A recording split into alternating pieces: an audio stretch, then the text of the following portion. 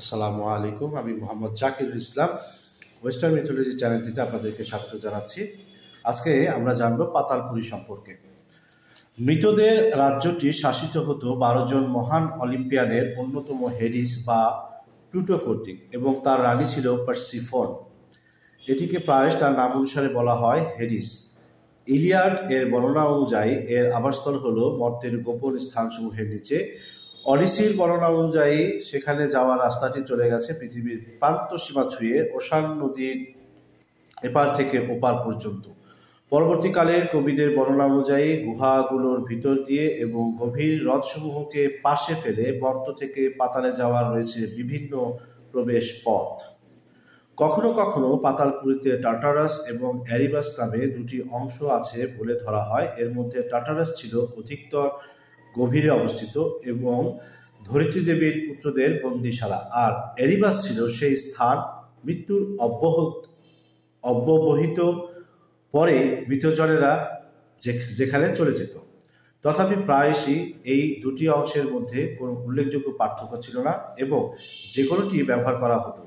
পুরো পাতালপুরী বলতে বিশেষত টার্টারাসকেই বোঝানো হতো। হোমারের বর্ণনা অনুযায়ী পাতালপুরী ছিল এক আবছা ছায়াযুক্ত স্থান যেখানে বাস করে কেবল ছায়াসমূহ। সেখানকার কোনো কিছুতেই নেই বাস্তবতার ছোঁয়া। যদি ভূতের অস্তিত্বকে বিবেচনা করা হয় তবে এটি চরম দুঃস্বপ্নের মতো কোনো কিছু।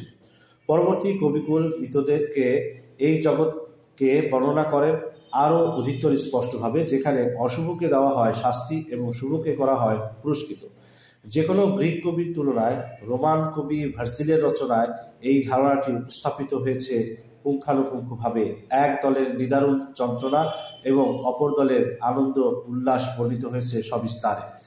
ভার্জিলই হবেন একমাত্র কবি যিনি পাতালপুরীর ভৌগোলিক বর্ণনা দেন সুস্পষ্টভাবে। সেখানে যাওয়ার পথটি শুরু হয় যেখানে দুঃখ নদী অ্যারেকেন এসে পতিত হয় শোক নদী ককিটাসে, সেই স্থান থেকে। ক্যারন নামক এক বৃদ্ধ মাঝি ফেরিতে পার করেন মৃতদের আত্মাসমূহে নদীর অপর পারে, যেখানে অবস্থান করে টার্টারাসের অর্থাৎ ভার্জিল প্রদত্ত নাম অভেদ্য ফটক। ক্যারন তার নৌকাতে কেবলমাত্র তাদের আত্মাকেই গ্রহণ করবেন মৃত্যুর পরে যাদের ঠোঁটে গুঁজে দেওয়া হয়েছিল পারাপারের টাকা এবং সৎকার করা হয়েছিল যথাযথভাবে। ফটকের সামনে প্রহরায় বসে থাকত 3 মাথা বিশিষ্ট এবং ড্রাগনের লেজ বিশিষ্ট কুকুর সারবেরাস, যে সকল আত্মাকে শুধু প্রবেশের অনুমতি দেয় কিন্তু কাউকেই ফিরে আসার অনুমতি দেয় না। কারো আগমনের সাথে সাথে তাকে হাজির করা হয় রেডামান্থাস, মাইন্স এবং ইয়াকাস নামক 3 জন বিচারকের সামনে, যারা দণ্ডাদেশ প্রদান করেন এবং অশুভকে প্রেরণ করেন অনন্ত যন্ত্রণার মাঝে আর শুভকে প্রেরণ করেন ইলিসিয়ান প্রান্তর নামক এক আশীর্বাদধন্য স্থানে। অ্যাকেরন এবং ককিটাস ব্যতীত আরও 3টি নদী আছে যেগুলো পাতালপুরীকে ঊর্ধ্ব জগৎ থেকে পৃথক করে। অগ্নি নদী ফ্লিগেথন, অভঙ্গনীয় অঙ্গীকারের নদী স্টিক্স, যার নামে দেবতারা অঙ্গীকার করে, এবং বিস্তৃতির নদী লিথি।